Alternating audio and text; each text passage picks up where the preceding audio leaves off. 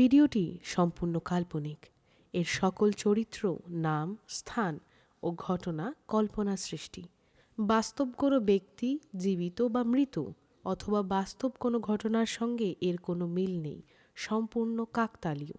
গল্পের প্রয়োজনে ধূমপান ও মদ্যপানের দৃশ্য দেখানো হয়েছে শুধুমাত্র সামাজিক সচেতনতার বার্তা প্রদানের উদ্দেশ্যে। এই ভিডিও কোনোভাবেই ধূমপান বা মদ্যপানকে সমর্থন বা প্রচার বা উৎসাহিত করে না। This video is a work of fiction. All characters, names, locations, and events are imaginary.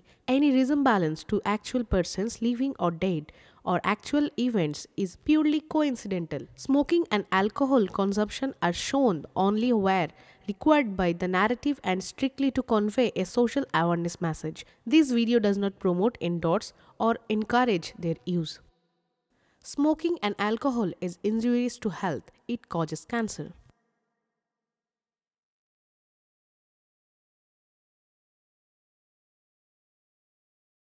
এই হলো রোহিত। সে ইঞ্জিনিয়ারিংয়ের ছাত্র, কিন্তু ফটোগ্রাফি তার নেশা। শিমুলপুর তার মামার বাড়ি। সেই মামার বাড়িতেই সে এসেছে, আর প্রাকৃতিক সৌন্দর্য দেখে সে আর নিজেকে আটকে রাখতে পারছে না।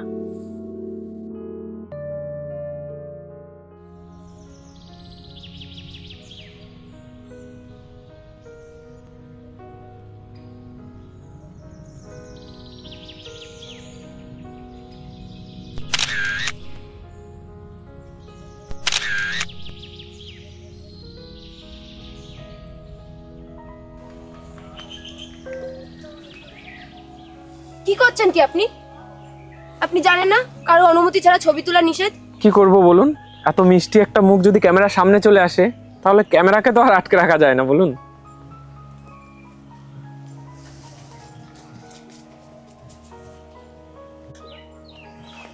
ওহো, নামটাই তো জানা হলো না। আরে চলে গেলেন যে, নামটা তো বলে যান। আরে ফটোগুলো কিভাবে দেবো সেটা তো বলে যান। দারুণ এসছে কিন্তু।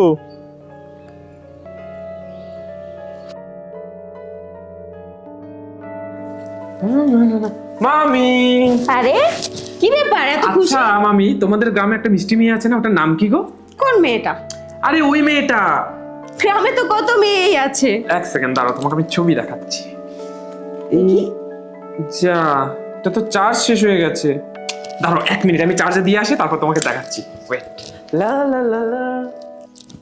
তারপর রোহিত রাত্রে ঘুমিয়ে ঘুমিয়ে শুধুমাত্র তারই স্বপ্ন দেখে।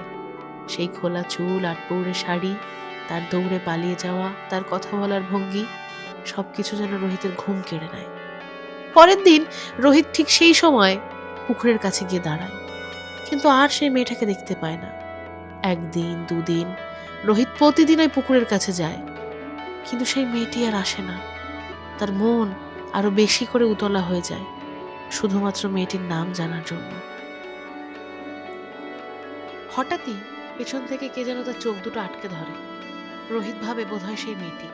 হঠাৎ করেই বলে ওঠে, আমি জানতাম তুমি আসবে। তোমাকে কত খুঁজেছি বলো তো। টিম্পি, তুই? হ্যাঁ,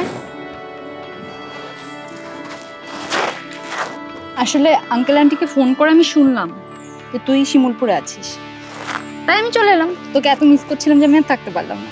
আর এখানে এসে দেখলাম তোর তো আমার থেকেও বেহাল দশা। তুই আমাকে এতটাই মিস করছিস যে আমার ছোঁয়া পেয়েই বুঝতে পারলি যে আমি চলে এসেছি। কিন্তু তুই এখানে একা একা কি করছিস পুকুর পাড়ে বসে? ওই আর কি। আচ্ছা ঠিক আছে, চল এবার বাড়ি চল। চল আয়।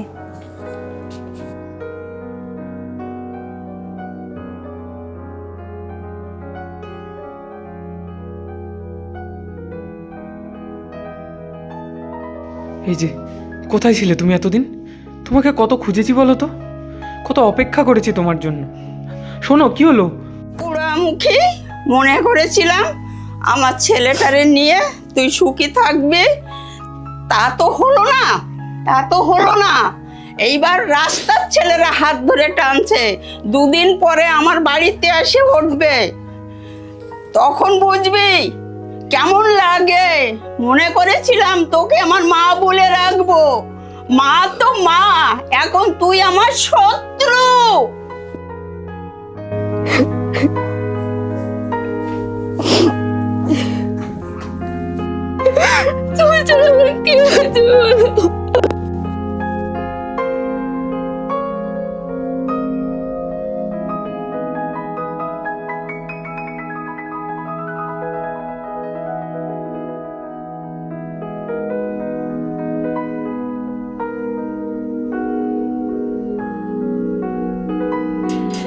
বাড়িতে কেউ আছেন?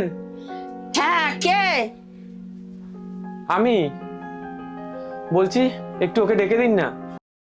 ও, আজকে আমার বাড়িতে চলে আসছো? না না কাকিমা, আপনি ভুল বুঝছেন, একবার ডেকে দিন না ওকে। হ্যাঁ, আমি খালি বলবো যে এই তো, তুমি পুকুর পাড়ে যাচ্ছ না কেন? আমি কত খুঁজেছি বলো তো তোমাকে, তোমার তো আমার নামটাই জানা হলো না।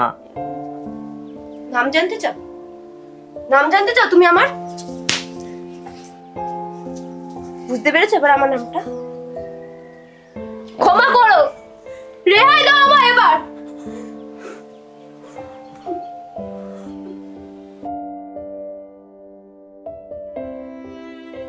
এরপর থেকে রোহিত বাড়ি ফিরে সে যেন নিজে চেঞ্জ হয়ে যায়। সে ঠিক করে খেতে পারে না, ঠিক করে ঘুমাতে পারে না। ডিম্পি আর তার মামি সেগুলো বুঝতে পারে। ডিম্পি ধীরে ধীরে তার কাছে যাওয়ার চেষ্টা করলে সে ডিম্পিকে এড়িয়ে যায়। পুকুর পাড়ে একা একা বসে থাকলে ডিম্পি তার হাতটা ধরতে চায়, কিন্তু রোহিতের মাথায় একটাই প্রশ্ন জাগে, কেন সে তাকে মারল? রোহিত তো কিচ্ছু করেনি, শুধু তার নাম জিজ্ঞেস করেছিল। একটা নাম জিজ্ঞেস করার ফল এতটা বড়?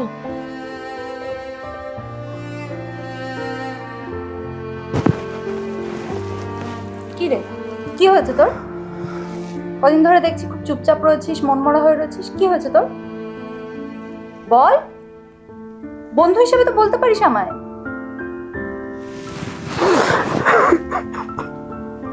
আমি ওকে অনেক ভালোবেসে ফেলেছি, আমি ওকে ছাড়া বাঁচবো না। আচ্ছা অনেক ভালোবাসি আচ্ছা ওকে। ঠিক আছে, তুই শান্ত হ, তুই শান্ত হ। আমি দেখছি ওর সঙ্গে কথা বলে, তুই শান্ত হ। আসবো? হ্যাঁ আসেন। আপনাকে তো ঠিক চিনলাম না। আমি কে সেটা জেনে তোমার কাজ নেই। আমি যেটা বলছি সেটা তুমি চুপচাপ শোনো। তোমার সাথে রোহিতের কি সম্পর্ক? তুমি আগের দিন ওকে চড় মেরেছিলে। কে রোহিত? আমি তো ওনাকে চিনি না। শোনো, তোমাদের মতো গ্রামের মেয়েদের আমার খুব ভালোভাবে চেনা আছে। কিভাবে বড়লোক ছেলেদের ফুসলিয়ে তাদের কাছ থেকে টাকা পয়সা আদায় করে ছেড়ে দিতে হয় সেটা তোমরা খুব ভালোভাবেই জানো। আপনার কোথাও ভুল হচ্ছে, আমি রোহিতকে চিনি না। তোমাদের মতো মেয়েদেরকে আমার খুব ভালোভাবে চেনা আছে। এই শোনো, আমি রোহিতকে ভালোবাসি। তোমাকে জানো আমি রোহিতের আশেপাশেও না দেখতে পাই। মনে থাকে যেন কথাটা। জানো মামি কি হয়েছে? কি হয়েছে তোমাকে কি বলবো? ও একটা বিধবার প্রেমে পড়েছে। কে? রোহিত? হ্যাঁ। কি বলছিস? হ্যাঁ, তুমি জানো না তাই দেখছো না? ও ঠিকঠাক করে খাচ্ছে না, আমার সঙ্গে কথা বলছে না, আমাকে ছেড়ে সবসময় ওর কথা ভাবে। একটা গেও মেয়ে। তুই ঠিকঠাক বলছিস তো? হ্যাঁ, তুমি আমার কথা বিশ্বাস করছো না? যাও গিয়ে শোনো।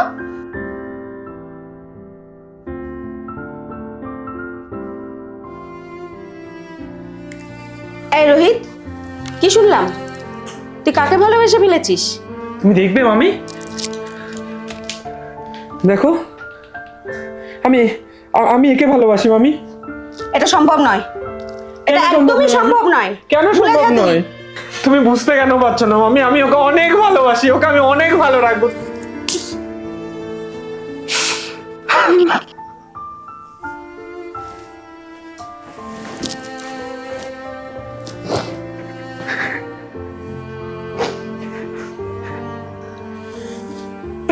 তুই কেন বুঝতে পারছিস না? ওর স্বামী কিছুদিন আগে মারা গেছে। রেশমি বিধবা রোহিত।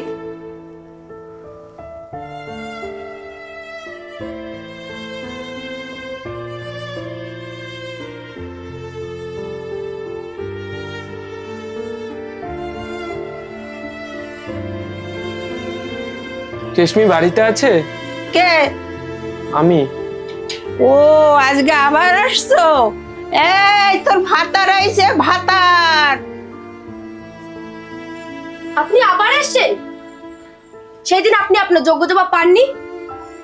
আমি আমার জবাব পেয়ে গেছি। তুমি ঠিকই করেছো সেদিন, আমি ক্ষমা চাইতে এসেছি। ভালোবাসা যদি অন্যায় হয় তাহলে আমি অন্যায় করেছি, পারলে আমাকে ক্ষমা করে দিও।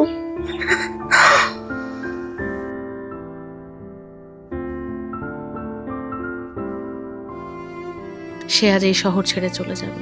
সে থাকবে না কারোর সাথে, এবং রাস্তায় যাওয়ার পথে রেশমির সাথে রোহিতের আবারও দেখা হয়। রেশমি যেন রোহিতকে কিছু বলতে চায়, কিন্তু রোহিত না শুনেই হনহন করে বেরিয়ে যায়। রেশমি অনেক কিছু বলতে চেয়েও সেদিন বলতে পারে না।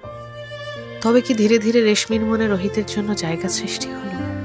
আর রোহিত কি পারবে রেশমির থেকে দূরে গিয়ে রেশমিকে ভুলে থাকতে?